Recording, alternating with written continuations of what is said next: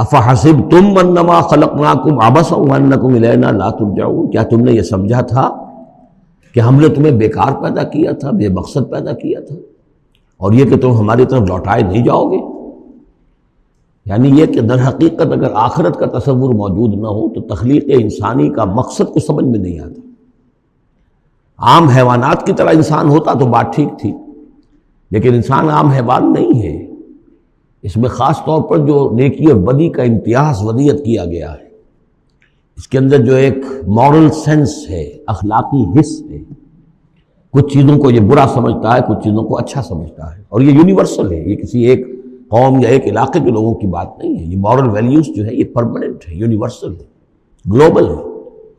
تو آخر ان کا نتیجہ کیا ہے؟ گندم از گندم بروید، جو سے جو، گندم سے گندم اگنی چاہیے، جو سے جو، لیکن ہم دنیا میں تو دیکھتے ہیں کہ نیکی کا نتیجہ لازماً اچھا نہیں نکلتا اور بدی کا نتیجہ لازماً برا نہیں نکلتا۔ تو کوئی دوسری دنیا ہونی چاہیے، دوسری زندگی ہونی چاہیے۔ یہی دلیل ہے ایمان بالآخرت کے لیے، جس کو قرآن مجید مختلف مواقع پر استعمال کرتا ہے۔ چنانچہ سورہ آل عمران کے آخری رکوع میں ہم یہ دیکھ چکے ہیں، ربنا ما خلقت ھذا باطلا سبحانک فقنا عذاب النار، گویا کہ وہی بات یہاں ہے۔ اور اگر اسے اس پچھلے سلسلہ کلام سے علیحدہ سمجھے تو ترجمہ ہوگا کیا تم نے یہ سمجھا ہے؟ یہ گویا کہ اب مجھ سے اور آپ سے اللہ تعالیٰ مخاطب ہیں، جو بھی قرآن کا پڑھنے والا ہے۔ افحسبتم انما خلقناکم عبثا، اے انسانوں کیا تم نے یہ سمجھا ہے کہ ہم نے تمہیں بیکار بے مقصد پیدا کیا ہے؟ وانکم الینا لا ترجعون، اور تم ہماری طرف لوٹائے نہیں جاؤ گے۔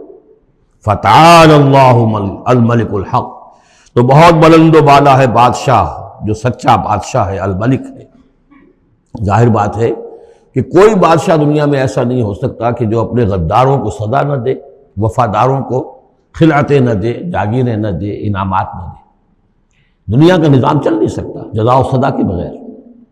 تو وہ الملک القدوس الملک الحق کیسے ممکن ہے کہ وہ اپنے جانثاروں، وفاداروں، تابع داروں، ان کو کوئی اجر و ثواب نہ دے، ان کی کوئی قدر افزائی نہ کرے، ان کی جو جانثاریاں ہیں ان کا انہیں کوئی صلہ نہ دے، اور جو ان کے غدار تھے، اس کے باغی تھے، انہیں کوئی سزا نہ دے؟ کیسے ممکن ہے؟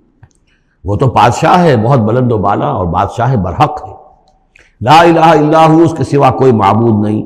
رب العرش الکریم، وہ بہت عزت والے عرش کا مالک ہے۔ ومن یدعو مع اللہ الہا آخر، اور جو کوئی بھی پکارے گا اللہ کے ساتھ کسی اور الہ کو، یعنی اللہ کے ساتھ پکارنا ہے، اللہ کو بھی پکار رہا ہے، کسی اور کو بھی پکار رہا ہے، لا برہان لہ بہ، اس کے لیے، اس کے حق میں، اس کے تائید میں کوئی برہان، کوئی دلیل موجود نہیں ہے۔ فإنما حسابہ عند ربہ، تو اس کا حساب جو ہے اس کے رب کے پاس ہے، اللہ تعالیٰ اس سے حساب لے لے گا۔ انہ لا یفلح الکافرون، اس میں کوئی شک نہیں ہے کہ ایسے کافر فلاح نہیں پائیں گے۔ وقل رب اغفر وارحم وانت خیر الراحمین، اور دعا کرو کہ پروردگار ہمیں معاف فرما، ہمیں بخش دے اور ہم پر رحم فرما، اور یقیناً تو تمام رحم کرنے والوں میں سب سے بہتر رحم کرنے والا ہے۔